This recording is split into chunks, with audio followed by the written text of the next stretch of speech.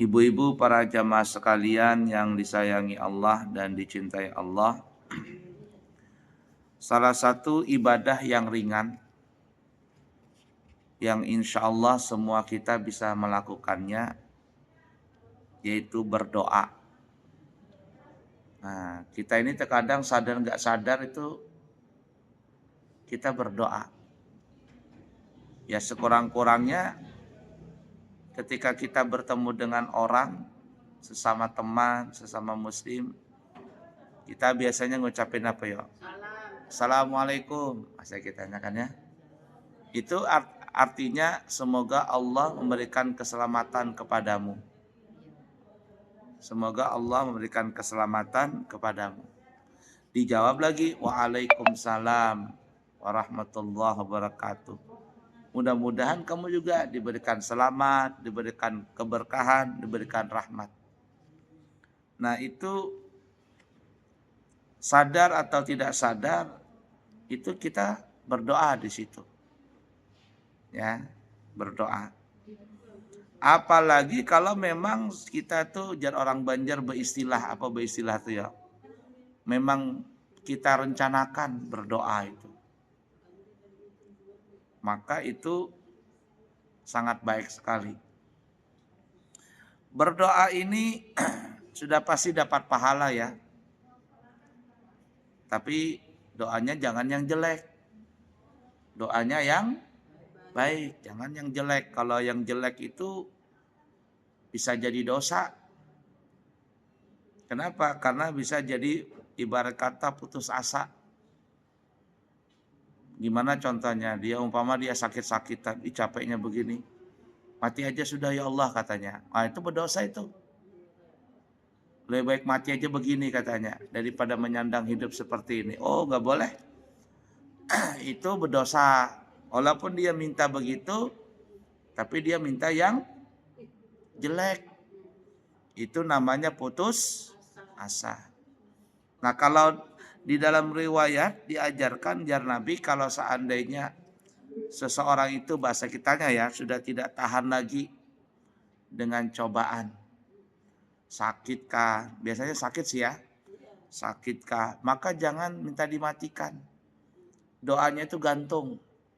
Bagaimana doa gantung? Ya Allah, jikalau masih ada kebaikan umurku ini, maka sembuhkanlah aku. Ibarat kata nih ya. Tapi kalau seandainya ini membawa kematian, sakit ini nah, maka matikanlah aku dalam husnul khatimah dan hapuskanlah dosaku dengan sebab penyakit ini. Karena kalau orang sakit itu kan terhapus dosa. Nah itu doa gantung tuh. Nah itu nggak apa-apa. Kenapa? Karena kita minta kebaikan. Artinya kalau masih hidup, ada panjang umur nih, sembuhkan, jadikan jadi baik. Tapi kalau seandainya ini memang sudah untuk terakhir kalinya penyakit ini umpama ya, penyakit membawa kemati, ya sudah. Ampuni dosaku, jadikanlah aku husnul khatimah. Gitu aja sudah doanya. Tapi terkadang ada orang nggak tahan. Sakitnya ya Allah, gini lebih baik mati aja katanya. Nggak boleh begitu. Kayak dia tahu bagaimana rasa mati itu. Nggak boleh seperti itu. Nah gitu ya. Itu doa untuk diri sendiri nggak boleh toh yang jelek. Ya Bu ya. Berdoa kejelekan untuk diri sendiri aja nggak boleh. Apalagi orang lain. Apalagi orang lain. Artinya kita doakan jelek untuk orang lain. Walaupun orang itu menzolimi kita. Walaupun orang itu menzolimi kita. Lalu kita balas dengan doa. Pas doa kita kabul, itu bahaya nanti di akhirat. Kita hitung-hitungan. Contoh nih ya, contoh. Ada orang ke masjid pakai sendal, maka baru sendalnya. Belinya berapa umpama sendal Bu? Berapa kira-kira? 200.000? Nah, umpama beli sendal 200.000. Bagus nggak sudah 200.000 tuh? Sudah kulit ya. Datang ke masjid pakai sendal baru 200.000. Siapa yang pernah kehilangan sendal di sini? Saya mah sering. Sering sekali. Kalau tertukar sering, hilang sering. Iya, tertukar sering saya, hilang sering. Itu kalau saya ceramah itu pulang tuh bisa hilang sendal. Mungkin pendengar ceramah ambil yang baik, tinggalkan yang buruk itu. Saya pernah pakai sepatu baru, hilang. Nah, kalau hilang ya hilanglah. Tapi kalau kita berdoa yang jelek, itu bahaya itu. Untuk orang itu. Nah, ada orang umpama kehilangan sendal, harganya 200.000. Lalu dia bilang, nah hilang sendalku. Ya Allah, mudah-mudahan orang yang ngambil sendalku itu kakinya patah umpama. Kan ya? Patah. Beneran, siapa tahu dikabulkan. Karena doaul mazlum mustajab. Doanya orang yang terzolimi itu dikabulkan doanya. Orang yang terzolimi itu doanya kabul. Nah umpama nih ya, kabul doanya orang itu. Yang menzalimi kita tadi benar patah kakinya. Nah lalu apa yang terjadi? Gara-gara itu dia nggak kerja. 1. Gara-gara itu dia ngurut. 2. Gara-gara itu artinya patah kaki nggak bisa menafkahi keluarganya. Kalau dihitung dengan materi kira-kira berapa itu untuk kesembuhan kakinya? Nah, sekali ngurut berapa ibu-ibu? Siapa tukang urut di sini? Seikhlasnya. Biasanya orang ngasih berapa? 100. Nggak mungkin lah orang ngasih 50, malu kan ya? Kalau yang orang bos itu baru 100. Maaf ya. Iya. Kalau kita orang kampung seikhlasnya aja. Seikhlasnya itu berapa? 50. Kalau ngurut anak-anak kadang dikasih 30. Nah, Nana 30. Minta tolong ya saya tolongi. Iya. Aja. Umpama nih ya, apalagi patah kalau cuman keseleo aja, ya 50, 30 tuh wajar aja. Apa cuman sekaki aja, kalau sebadanan? Nah, 100 umpama ya. Yang tadi sendal harganya berapa? 200. Kira-kira kalau kaki patah itu berapa kali ngurut itu?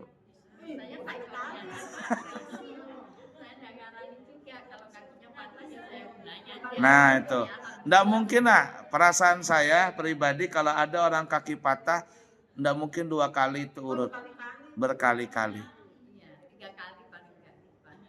Nah, coba bayangkan yang tadinya kita untung kehilangan sendal 200.000. Zahirnya kan rugi kita, rugi nah. Tapi padahal hakikatnya untung. Tapi karena kita doain orang yang jelek, kakinya patah, di akhirat tuh kata ulama, hitung-hitungan nanti itu.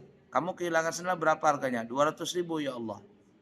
Kamu kakimu patah berapa perawatannya, pengobatannya, bla bla bla. Umpama 1 juta umpama. Nah, 800 akhirnya tekor. Nah, jadi kata ulama, mendoakan diri sendiri aja tuh yang jelek nggak boleh, apalagi doakan orang yang jelek. Walaupun orang itu zalimin kita, apalagi orang itu nggak zalimin kita, cuman kita iri aja. Julid, kata orang zaman sekarang.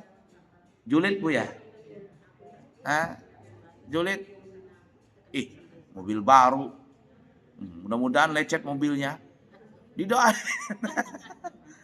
Saking julidnya tuh, julid kata orang ya. Sirik sama orang ngelihat mobil orang baru, mobil baru lagi. Mudah-mudahan tabrak katanya. Coba lihat jahatnya doa itu. Itu bukan dapat pahala, tapi jadi dosa. Maramanya di ujung bujang arisan kah? Bicara masing-masing. Paham ya kira-kira? Nah, jadi nggak boleh doain yang jelek. Sebenarnya kalau kita terzolimi orang ya, terzolimi itu ya, kita doanya yang baik. Kan kabul tuh doanya. Kehilangan sendal ya Allah, kehilangan sendal. Mudah-mudahan ya Allah engkau berikan saya mobil Innova terbaru. Amin. Kan begitu tuh. Gitu caranya. 200.000 diganti sama 600 juta. Nah, lumayan kan. Cuman orang terkadang nggak sabar. Padahal itu doa kabul tuh. Tapi doanya pada saat itu. Tidak boleh umpama sudah 2 hari, oh sendalku hilang mah. Ya enggak apa-apa lah, mudah-mudahan Allah berikan aku Innova nanti. Mana kabul sudah. Apa namanya? Expire. Expire sudah. Innamal sabru inda sidmatil ula, kata Nabi. Sesungguhnya kesabaran itu adanya pada saat guncangan yang pertama kah? Pada saat guncangan pertama itu loh. Pas hilang itu Nah, daripada doa yang jelek-jelek lebih baik doa yang baik.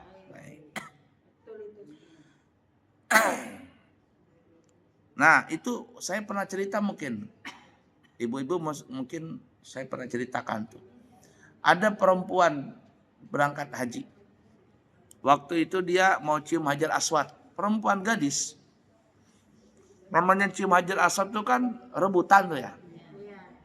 Rebutan. Saya kalau berangkat umrah tuh nggak pernah ya.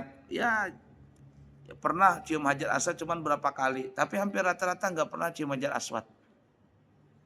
Ya, nggak pernah cium Hajar Aswad. Kecuali memang saya kepingin cium Hajar Aswad. Nah, kalau ada orang mau cium Hajar Aswad tuh biasanya bilang, Abu ya mau cium Hajar Aswad. Oh boleh. Berani nggak cium sendiri? Nggak berani katanya. Mau pakai ojek katanya. Nah biasanya kalau pakai ojek itu 500.000. 500.000 atau pakai uang real tuh 200.000, 200 realan. Nah itu dia. Tapi kalau ada yang mau cuma jelasan, saya panggil anunya, tukang ojeknya bahasa kitanya. Tukang ojek itu bukan laki-laki, perempuan. Tapi berani. Namanya kan perempuan. Apa namanya, makhluk nggak pernah terkalahkan di muka bumi. Iya, jadi itu tukang ojeknya perempuan. Jadi kalau laki-laki itu diusirnya. Padahal orang Banjar juga kecil-kecil aja orangnya, cuman berani. Nah itu cium Hajar Aswad itu. Nah ini ada zaman dulu nih ya. Perempuan gadis, kita kembali ke cerita awal. Mau cium Hajar Aswad. Rebutan, nggak sengaja dia dicium sama laki-laki lain. Bukan sengaja, nggak sengaja, namanya dorong-dorongan kan. Nah, daripada tercium ketek orang Arab kan. Ada saya punya teman, ini cerita lucu juga nih, nyimpang lagi ceritanya. Teman saya itu mau cium Hajar Aswad, kan ya. Jadi pas dia ini megang Hajar Aswad itu pegang keteknya orang.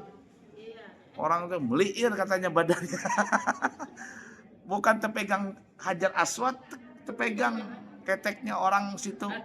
Meliir katanya, baunya bukan main. Baik, jadi perempuan ini nggak sengaja dicium sama laki-laki. Laki-laki juga bukan sengaja, nggak sengaja. Laki-lakinya bujang juga. Baik orang saleh, perempuannya soleha, laki-lakinya soleha. Tapi karena perempuan ini merasa dia laki-laki ini mencari kesempatan dalam kesempitan, marah-marah dia. Oh kamu ini bla bla bla. Kata laki-laki, aku nggak sengaja, juga didorong dari belakang. Gimana katanya? Siapa yang mau salah? Buat apa saya mau ibadah di sini? Tapi perempuan ini tetap aja dia marah. Lalu setelah itu dia pergi ke samping, namanya apa yuk?